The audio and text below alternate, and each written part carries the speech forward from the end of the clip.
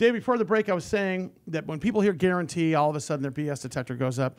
Talk to us about some of those, counter those objections for me. So I'm going to give you two. We talked about my dad buying a policy on his dad. Yeah. Well, you can buy a guaranteed policy where the premium's guaranteed, the costs, everything. So it's guaranteed. It's a contract with the life insurance company. You pay these premiums; they are guaranteed never to go up, and the cost will never go up of the policy. What most people don't know is if you buy a current assumption, which means the costs and interest can change from year to year. Well, wait a second, 20 years from now, if you bought a policy 20 years ago when interest rates were 9% and now they're 5%, your policy blows up potentially. Right. Sure. So you want a policy in some instances that's guaranteed. So that the policy my dad bought on his dad is guaranteed. He pays the premium. He doesn't have to worry about it. Right. The rate of return is there. It's 11 to 13% at life expectancy. That's the equivalent of 21 up to 21% pre-tax. Right. Sure. So you get the guarantees you bought something. Now let's shift gears. Different policy. We want to buy a policy on looking at the market today. It's dropping. Let's go back to the fear of 2007, 8 when it was dropping. Let's go back to 2001 when the internet blew up. Wait a second. How many people really made money over the last 10 years, Sully?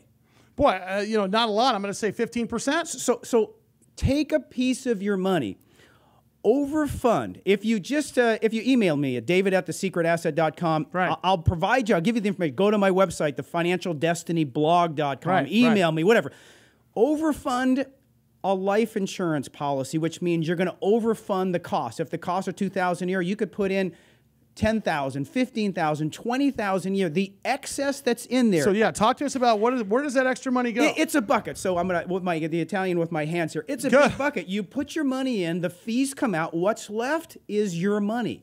It's in a tax-free, a tax-deferred environment, and it's invested for you by the equivalent of a fund manager. The insurance companies have an index account now that has a index on the S&P. You don't even own the S&P. They buy a hedge, a zero floor, and a 13% cap. Now, to explain that to folks, because I think you lost a little bit of the audience. So now your money's in the investment account. Okay. All the fees have been taken out for the year. You've got this cash. It's in the investment account. Okay. They buy a hedge on the S&P.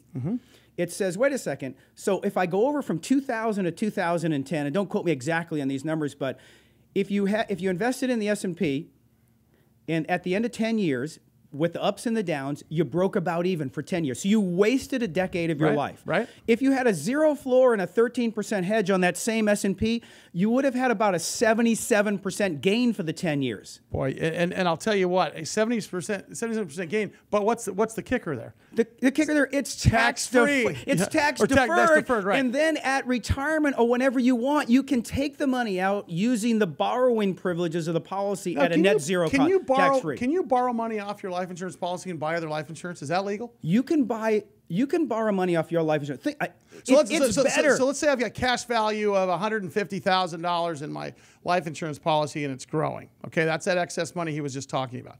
Can I take half of that, borrow it against my death benefit, okay? Yep. And can I purchase other life insurance with that? Correct. Absolutely. Does that still remain tax-free? It's still. So it's your, even better, think about it. The fixed account in this index portfolio, I'm talking about index life insurance. Right. The fixed account you can move to if you're really scared, it's paying 5.2% in one company. Yeah. So wait a second. So if you go get a mortgage, right, and it's 4%, and you're making 5.2% here, then wait a second. Well, I want the arbitrage is unbelievable. At some point is too much life insurance? Is it too much? Is there a too much of a good thing factor at some point? Because the way I do the math, I'm a math guy too on these things. Yeah. When I do the math on these things, it makes more sense to have more of this because what I'm doing.